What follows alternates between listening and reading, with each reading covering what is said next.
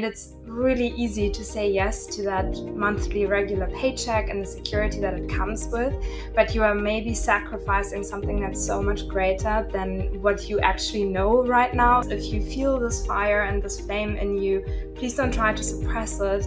Try to foster it, embody it, and see what happens, because something really, really beautiful is going to happen. I'm 100% sure about that.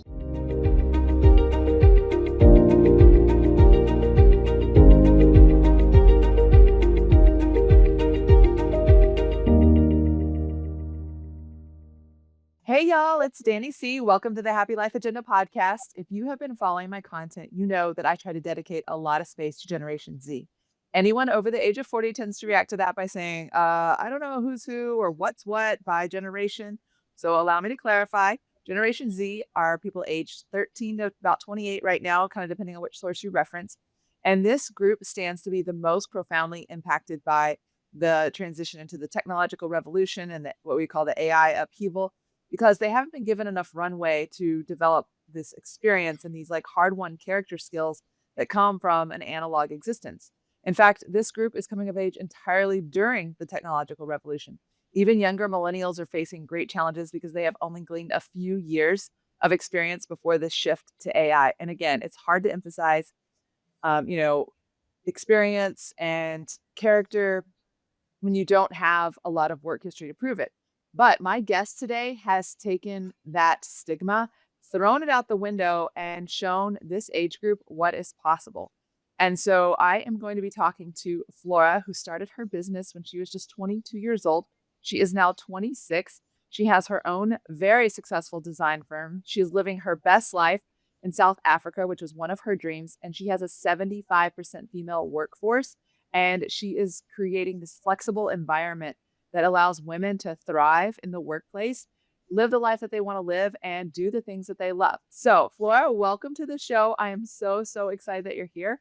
I don't want to risk messing up your last name, so I'm going to leave that to you to tell the audience that, because it's also the name of your brand. So, Flora, welcome to the show, and tell us a little bit about how you got to where you are today.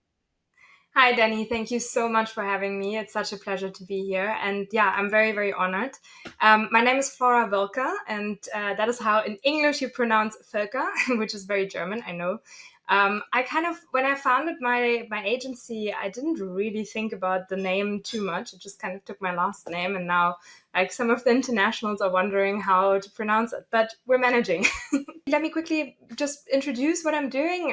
So we are at the web design and brand design agency, focusing on exclusive brand experiences and designing around that. So anything from, if you think of logo design, but also bigger experiences like whole corporate identity designs, exciting web designs outside of the, let's say, norm template cookie cutter experience, something that's really, really unique. That's what we do. Excellent. Well, there is such a market for that right now, because in what I do, strong personal branding is where it's at. And so it really is kind of a marriage of what you do and what I do, because I start with identity and help people kind of really get firm on who they are and then move into that branding, which is the piece that you would bring to the puzzle. So I'm just so excited for this conversation today. So when you and I were preparing to talk, you said that you got a mentorship opportunity when you were in university, and that completely changed your trajectory. And so a lot of the things that I like to emphasize with anyone that I talk to is that mentorship is such an important part of the process of being and finding success, and it can shorten your timeline to success. So can you take us a little bit through like your mentorship process, how you came across it and how you leverage that to be successful? Yeah, 100%. So I personally think that having a mentor is one of the biggest game changers that you can give yourself, literally. And you don't need a lot of like funds to do that or so on. Like you just need to reach out and find the person that suits you, basically. But what it helped me, I mean, I was 22 when the idea of starting a business formed. Let's just call it like that, because it definitely also like transformed over the last couple of years. But when the idea of the business formed, I was 22 years old, and I was busy studying, and I had no idea how to build or run or grow a business, like none. I didn't study economics. I studied actually journalism and marketing. So At least the field is still similar, Yep. but no idea about the business part, obviously. And I actually found my mentor I was an intern back then in a content creative agency type thing. And he was one of our clients. And I was busy making content creation for his testimonials. And the testimonials from him were saying all of these amazing things about how he changed their life, but not only changed their life for the better, but how he grew their business and how he helped her or how he helped them basically step out of exactly that comfort zone and have the just be brave and do it and found your thing. And yeah, what big of a part he basically played in their lives. And I was watching these videos that I was editing. I was like, wow, okay, let me like find out a bit more about this guy and Google a bit. And the more I kind of researched, the more I saw he has exactly the life that I wanted to have at that stage. Because I was still living in Berlin, I was kind of stuck, but I wanted to live abroad so bad. But with what I was studying, I thought, ooh, it's going to be really tough. I'm going to be like a freelance journalist, basically making nothing. And Right. so when I heard his story and I saw, like, wow, okay, it's possible to work completely remotely, to build a company that's remote, I was so keen. I was like, okay, I have to speak to him about this. And I was super transparent to him as well because I said, listen, I'm a student. I don't have a lot of money to invest. Like, I know you're probably way overpriced for me. And he said, like, it's not a problem. Like, let's not worry about the money. We'll make a plan. We made a plan. And yeah, here we are basically 4 years later with a successful business with, yeah, we have 5 employees by now. And I couldn't be happier that I made that decision back then. Oh my gosh, I'm so excited to hear that story. So, for those of you that are listening, this is how Flora and I met. Is she's talking about Robert Roth. His company is called Passionate Millionaire, and he is actually phenomenal. We met at one of his networking events, and then we both had the opportunity to talk to him one to one. And he is just really, really cool human being, and has a heart for people, but also a strategic businessman. And so, I just want to point that out that that's who she's talking about, and it's true. Is that when you find someone who puts people first, great things can happen. And Flora is an example of that. So one of the things when Flora and I were talking about, working with Robert and how she got here is that she was able to set some really strong boundaries and say like, hey, this is my vision for my business. This is what I want. Here are the things that I'm good at and I know I'm willing to do. And here are the things that would feel like a force. And her and Robert were able to come together and build something that made her super comfortable. And a lot of times, you'll hear a lot of what I call the you shoulds. You should do this and you should do that from business coaches. And they'll tell you that you have to do a lot of cold calling, which Flora and I again bonded over this. Is like that sounds like the worst thing. If you're No. watching on YouTube, you can see her face. She's like, um, and so, and a lot of us have been burned by, paying for these cookie cutter programs that tell you, here's my framework, here's exactly what you have to do. But business and people are highly individualized. And if you want to have success that lasts and feels good and isn't this hustle and grind for the rest of your life, then you need to be able to make it tailored to you. So, Flora, I would like to invite you to talk a little bit about, your how you set your boundaries with your sales process and how it was able to build everything from flow. And even if it slowed things down a little bit, you were still able to get to where you are today. Yeah, 100%. No, that's something that I feel very strongly about. First of all, because maybe it's in my mind or so, maybe it's a mindset, but I also believe that I'm really, really bad at cold calling. So just like putting that out there as well.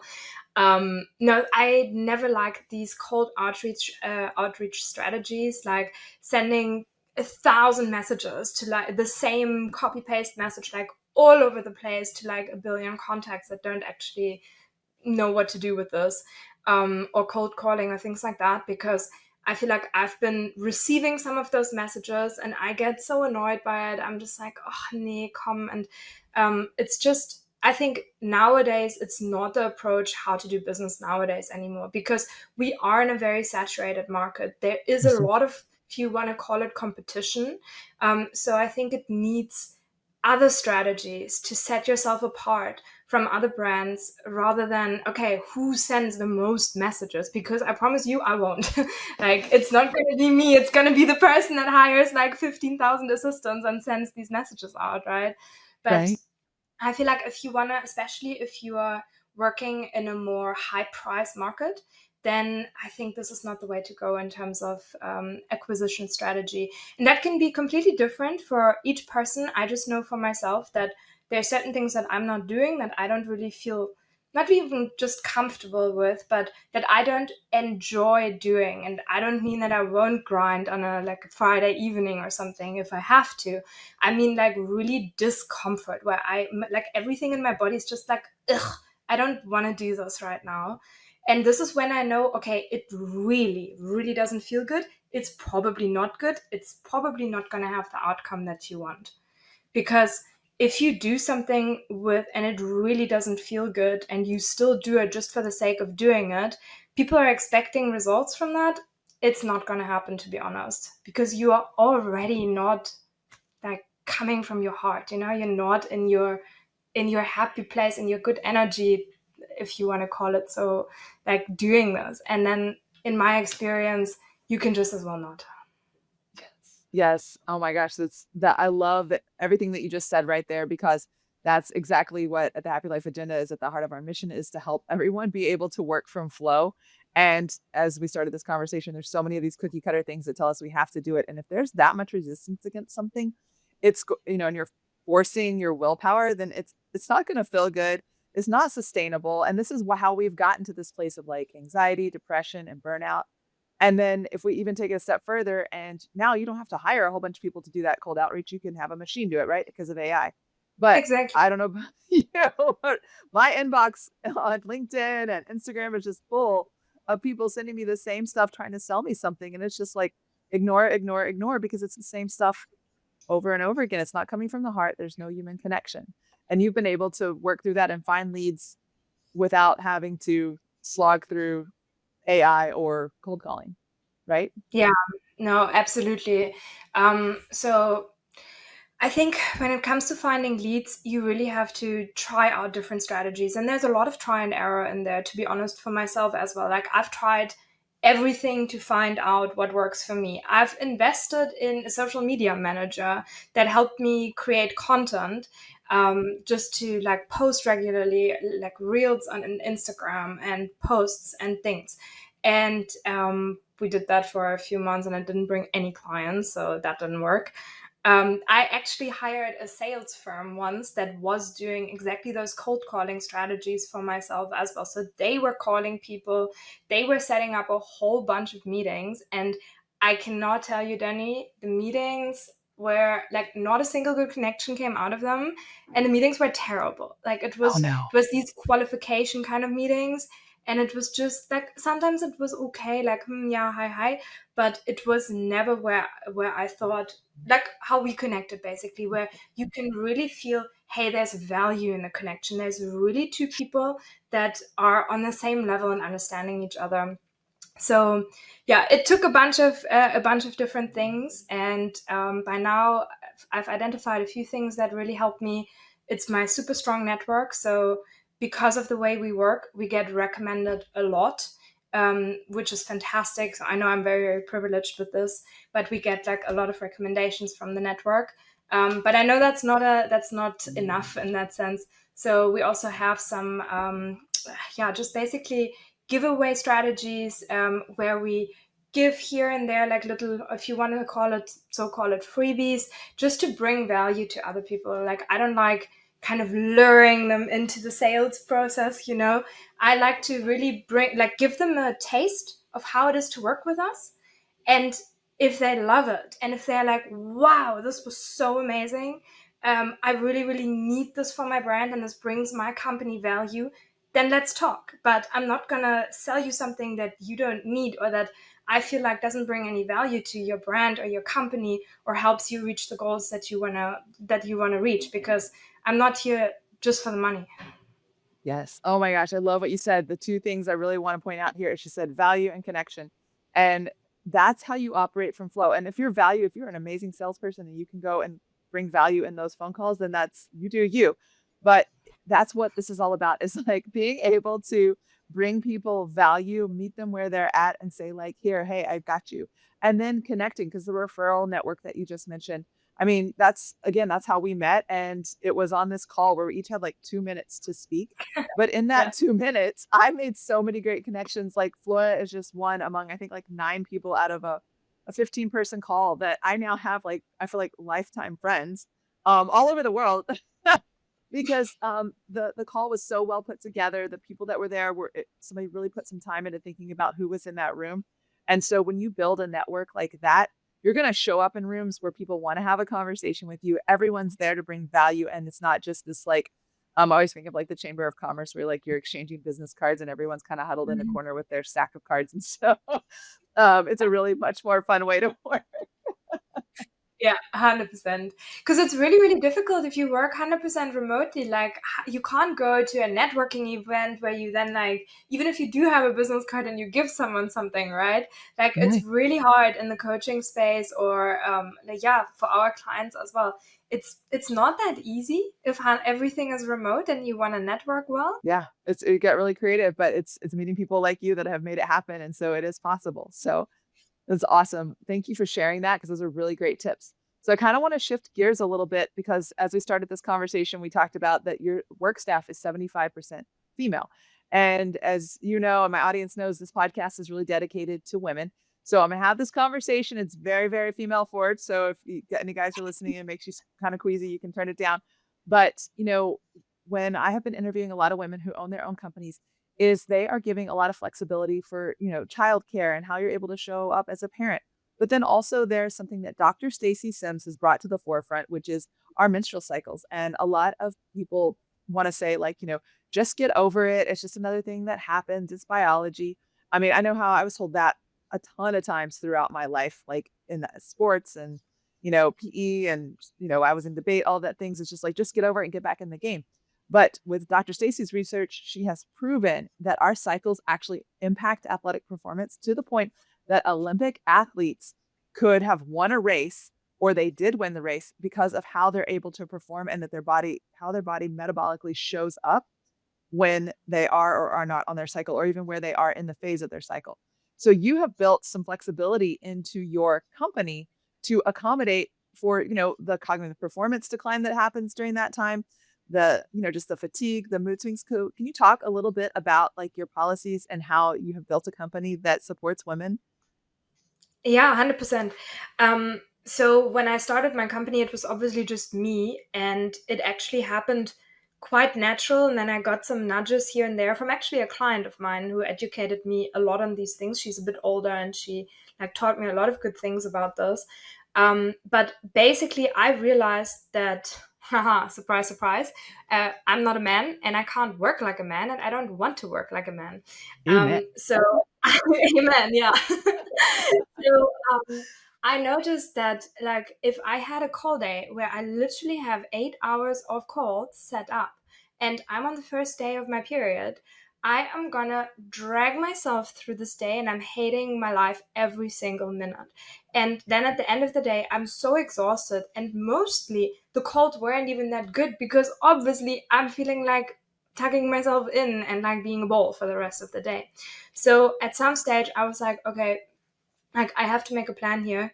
And my rule is basically that on the first days of my period where I usually feel more sensitive, where I want to like rather withdraw a bit, where I'm not so much in my outgoing energy, I usually don't schedule any calls. And if it falls on one of my call dates, I will literally move my calls if that means that I can be a little bit more, yeah, present in my own body and listen Mhm. to myself, because otherwise I think you are just kind of overruling your own body, and your body tells you what it needs. Your Yes. body says, I want rest now. And your brain forces it and says, you may not rest because of whatever reason, yeah, you have the calls or something. And then you Hmm. force your body through it, and it usually really doesn't end well in my experience. Um, so yeah, that's part of the policy is that when you're on your period, like you don't have to show up for our morning meetings. We usually have a stand up in the morning just to kind of start the day and talk about the daily tasks and so on. And you are completely excused like there's a very open communication policy for us, so you don't have to say like, listen, I'm on my period or something. You can just say, I'm withdrawing from the call today, I'm not feeling 100%, and so on. Like, it's never a problem. And I encourage my employees to really also work on tasks in that time that are like maybe a little lighter, like not the super super heavy tasks, not something where you have to be majorly creative in what you're doing. Like, focus on some things that are just a little easier to chow through on that day. And yeah, obviously, like, stay at home. We are in general 100% remote based company, so yeah, but you can just take it a little easier on these days. That's what we have implemented. And I can't 100% tell about the results of my employees because we're still a small business. I'm not measuring like performance in terms of numbers and so on. I can just say what it was for myself. So I've definitely noticed that just by listening more to my body, I get more productive in my peak summer time, for example, where like I can have 3 days of colds and I can work until the evening, and I feel like I can, lift rocks and just be so powerful, and I can just do all of that. And then, but the balance then is then in the winter days, I get to withdraw and get to sleep a bit more and maybe get to take off a bit earlier and just kind of rest a little bit, so that at the end it still balances itself. I love that. So, and I like that because my next question was going to be, I'm sure everyone wants to know, how is this impacting productivity? How is it impacting performance? But it sounds like that you have built in the communication and the conversations so that everyone is able to set their boundary, respect it, and then really show up in their productive days so that they have the time to rest. I mean, obviously your company is thriving, so it's a testament in and of itself. That's awesome. Yeah, but I mean, more than the numbers of that I see at the end of the month or something, it's most important for me to build an environment where my employees are thriving and where they feel good with the work that they do every day, and where they love coming to work, like where they are excited about the tasks and they are excited about the work that they are doing on that day, and they like what they're doing, and they are not just coming for the paycheck at the end of the month, but also because they really, really value the work that we do and the clients that we have and the impact that we're creating through the clients. And that's so beautiful for me to see that when my employees are not feeling so well, that they are comfortable enough sharing that with me without being like hesitant about it, that I'm the big bad boss that says, no, like you have to finish this task today or something. Like, obviously we have deadlines sometimes, and it's important that we meet these deadlines, but we share the workforce. So if one of us can't meet a deadline, then okay, let me help you on it, or or like someone else helps. Like, we try to jump in to just spread the work a little bit and make sure that we make the deadlines. But if someone can only do 30% today, then someone else will take over. That's amazing. Like you're the second female CEO that I have interviewed on this podcast. And, the conversations are very similar is when you give people what they need to succeed, allow them to show up in their gifts and give them some of that flexibility for their real, he'd say work is a part of your real life, but for the other part of their personal life, then everything kind of comes from flow. And there's none of this like, just grind and not want to go to work every day. You have turnover, your clients aren't happy. And so thank you for starting a company and for offering that type of flexibility and showing up as your true self so that your team can show up as well. That's amazing. So this is so incredible. I just want to take a moment to point out the impact that Flora is having on her generation by being courageous enough to go after exactly what she wants and create an environment that supports other women as she continues to elevate and she's elevating others.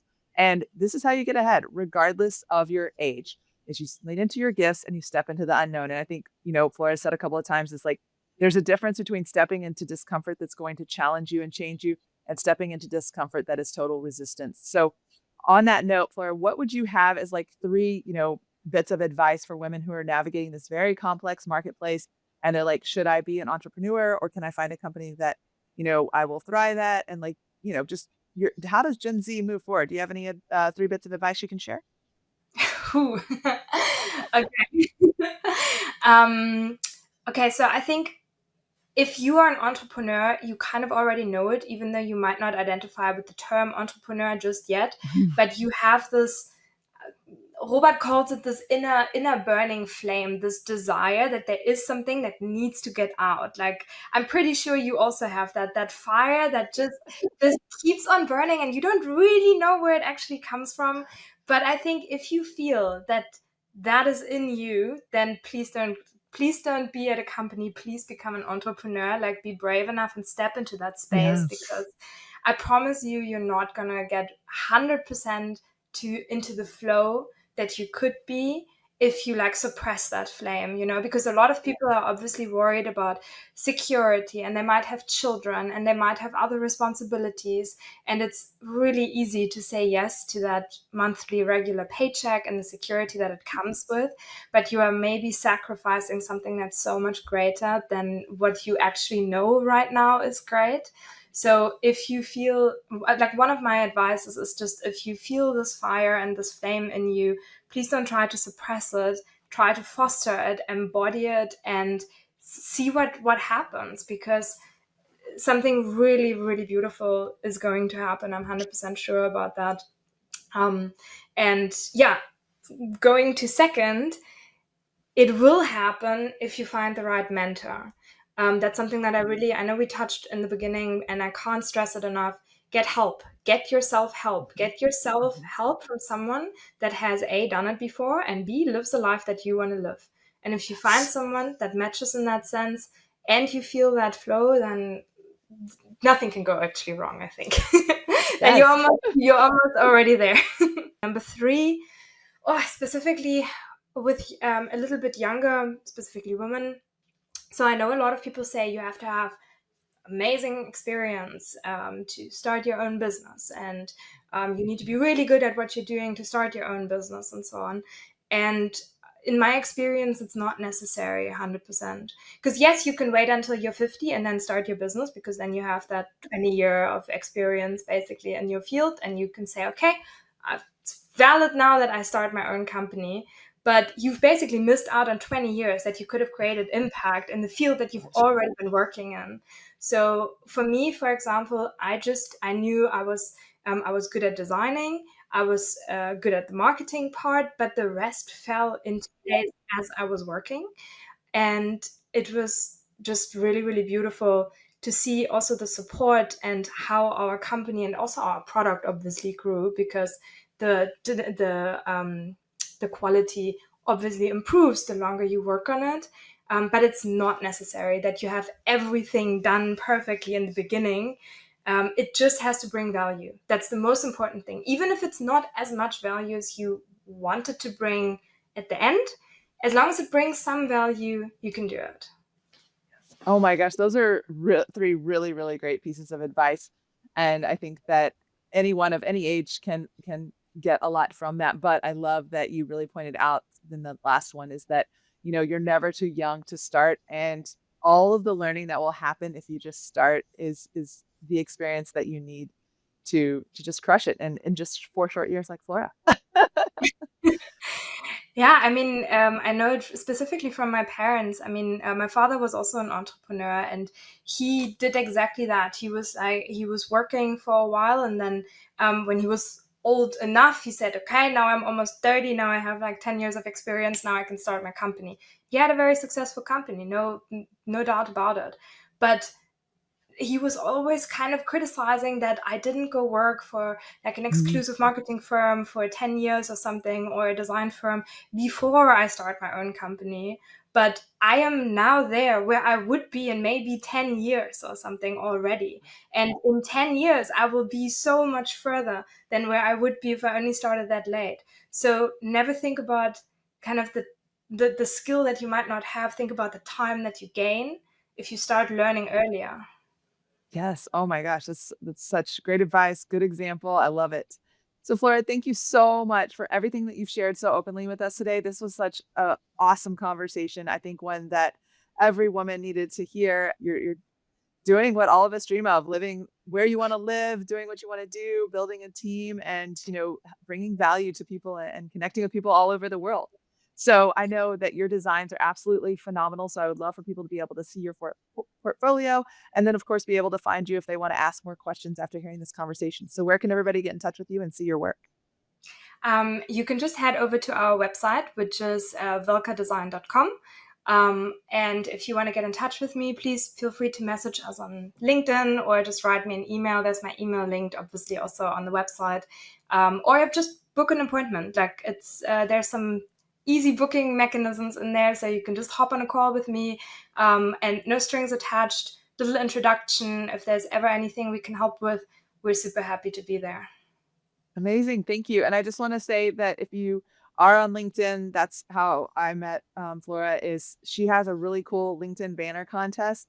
And like I said, she is a very, very talented designer. So you can go and see her stuff, but get in touch with her that way, enter her contest. And you'll get to see her work and experience the value that she brings because she is very, very talented. And I've even spoken with some of her clients and, working with her really completely changed their trajectory because she helped them take that next level of expansion, that next level of elevation. So thank you again so much, Flora, for this incredible conversation. It was an honor to have you here today. And as all of you know, we will be posting all the shorts on social media. Follow Happy Life Agenda so you can join this conversation with Flora and me. And then I'll be posting her stuff on my website. So if you're driving right now, you weren't able to write all of that down. But what I want you really to take away from this conversation is that you're not alone. There's someone just like you out there making it happen in these uncertain times, and it is possible. And you have the opportunity to do what you want to do for your lifetime. You don't have to buy into the patriarchal system that tells you that you can't be creative, that you can't operate from flow, that you just have to follow instructions and just grind, grind, grind. It can be a lot of fun. There's still some hard work involved, but if it comes from flow, then you'll have a smile on your face like Flora does and be working with an amazing team. And that's what the Happy Life Agency does is we are helping women at any stage of their career figure out what's next and how to create a strong, powerful future. So the first step is just a conversation. So you can book time with me at happylifeagency.co. And that's .co, not .com. And as always, I appreciate your support. Please click subscribe below, leave us a review on your favorite platform, and we'll talk to you guys next time.